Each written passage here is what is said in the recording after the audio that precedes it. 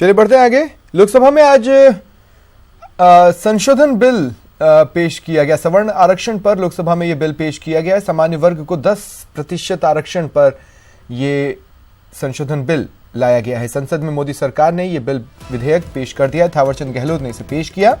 अब शाम 5 बजे इस बिल पर बहस होगी, चर्चा होगी।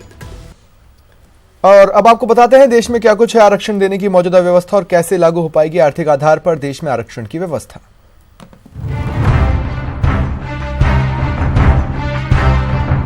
आर्थिक आधार पर आरक्षण के मोदी सरकार के दांव ने देश में सियासी हलचल मचा दी है। काफी वक्त से सामान्य वर्ग के लोगों को आर्थिक आधार पर आरक्षण देने की मांग हो रही थी। सरकार का ये फैसला अगर कानून बन जाता है तो देश की लगभग 95% आबादी आरक्षण के दायरे में आ जाएगी। लेकिन इसके लिए सरकार को संविधान में संशोधन कराना होगा। मौजूदा वक्त में देश में आर्थिक आधार पर आरक्षण की व्यवस्था नहीं है, तो देश में संवैधानिक रूप से अभी 49.5% आरक्षण की व्यवस्था है। संविधान की धारा 15 और 16 के तहत आरक्षण का प्रावधान है, जिसमें ओबीसी के लिए 27%, एससी 15% और एसटी के लिए 7.5% आरक्षण का प्रावधान है। सुप्रीम कोर्ट के फैसले के मुताबिक कोई भी राज्य 50% से ज्यादा आरक्षण नहीं दे सकता। 6 नवंबर 1992 को सुप्रीम कोर्ट ने इंदिरा साहनी केस में साफ कर दिया था कि अनुच्छेद 16(4) के तहत कुल आरक्षण 50% से अधिक नहीं होना चाहिए। 27 अप्रैल 2008 को सुप्रीम कोर्ट ने साफ किया था कि संविधान में आर्थिक मानदंड के आधार पर आरक्षण की व्यवस्था नहीं है। इस हालात में आर्थिक आधार पर 10% आरक्षण के लिए सरकार को संविधान में संशोधन कराना होगा। लेकिन सवाल है कि संविधान में संशोधन कैसे होगा। सबसे पहले सरकार को आर्थिक आधार पर 10% आरक्षण वाला बिल लोकसभा और फिर राज्यसभा में पास कराना होगा। लेकिन दोनों ही सदन में इस बिल को कम से कम 2/3 सदस्यों का समर्थन चाहिए। लोकसभा में इस बिल को पास कराने के लिए 348 सदस्यों का समर्थन चाहिए। तो 10% आर्थिक आरक्षण बिल को पास कराने के लिए राज्यसभा में कम से कम 163 सदस्यों का समर्थन चाहिए। लोकसभा और राज्यसभा की मौजूदा स्थिति के मुताबिक दोनों ही सदनों में इस बिल को पास कराने के लिए सरकार को कांग्रेस समेत विपक्षी दलों का समर्थन चाहिए।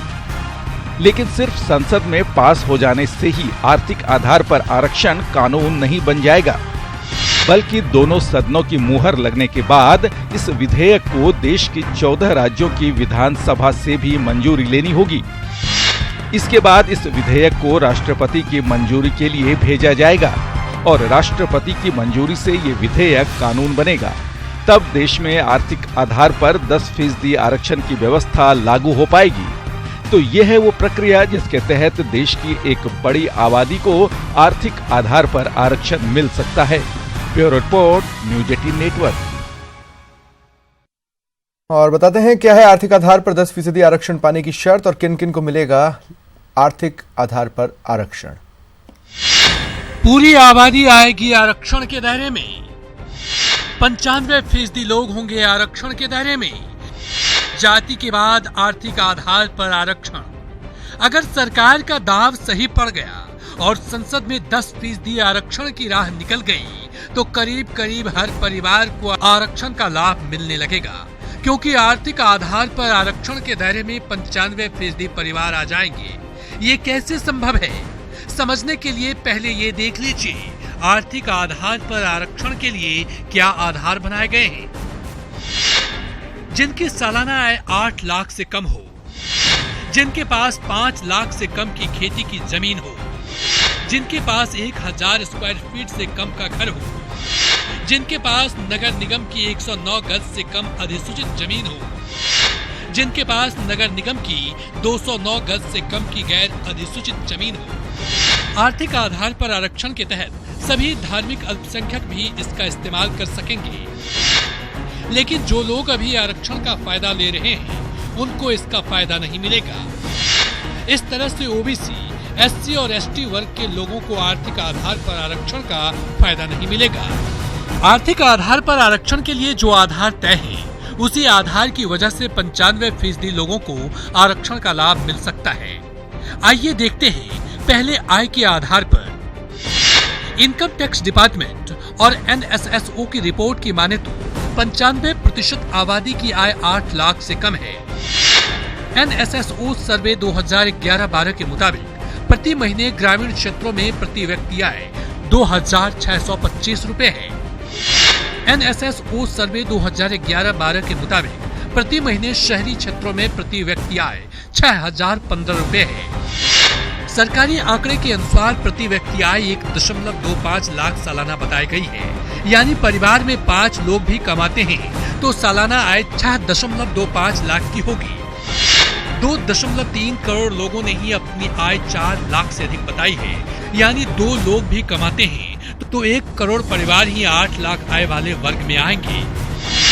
1 करोड़ परिवार भारत की आबादी की महज 4% है।